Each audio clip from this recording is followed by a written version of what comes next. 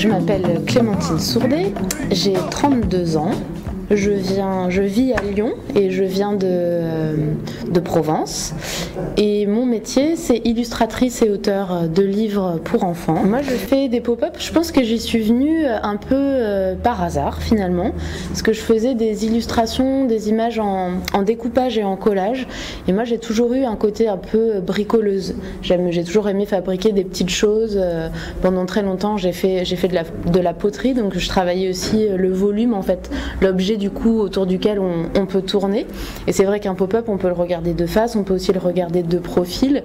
Et c'est une manière, moi je fais pas des pop-up non plus extrêmement savants, mais c'est une manière assez facile d'amener une illusion en fait, et on rentre dans un objet encore plus que dans un livre.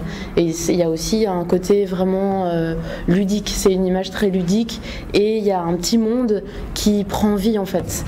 Donc moi j'ai aussi fait un livre en volume qui racontait une histoire, un conte en Mongolie pour lequel j'avais fait beaucoup de décors tout en papier découpé, un peu comme des décors de théâtre à l'ancienne. Donc je pense que c'est en mélangeant, c'est un peu comme tout dans la vie, quoi. C'est une chose qui en amène une autre, qui en amène une autre.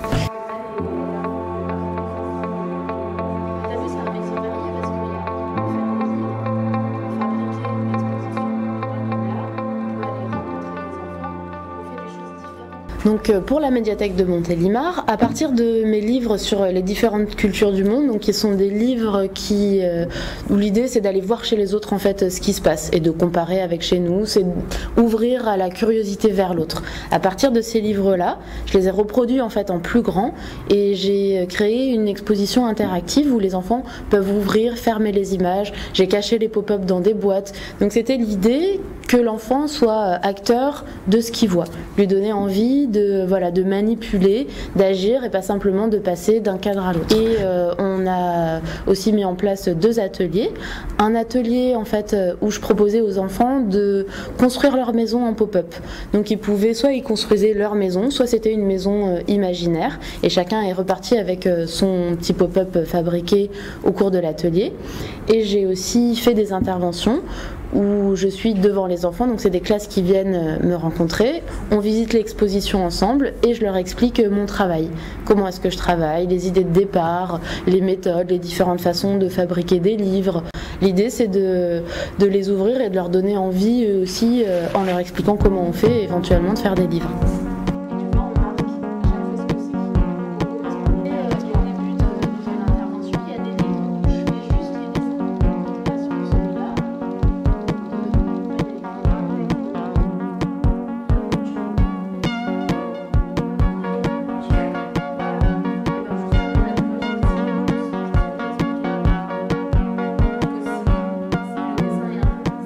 Et pour moi c'est important, déjà parce que la médiathèque c'est un lieu qui est gratuit, ouvert à tous, donc du coup ça rend les choses accessibles et c'est aussi important pour moi de rencontrer les enfants, de me confronter à la réalité en fait, est-ce que ce que je fais les intéresse et de voir leurs réactions aussi et puis d'avoir un vrai échange et de continuer de faire vivre le livre finalement une fois qu'il est sorti, lui donner d'autres formes en fait. Je travaille toujours dans la continuité puisqu'en général je travaille sur des petites collections. Et donc ce que je fais en ce moment, je fais mon dernier livre, enfin puisqu'on est 2, je fais ça aussi avec mon amie Charline Picard. On finit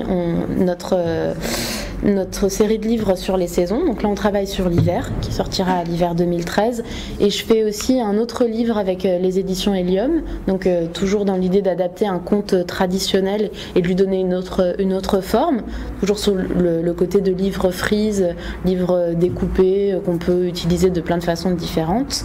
Et là c'est le début du travail, donc je ne sais pas exactement sur quel conte on va partir.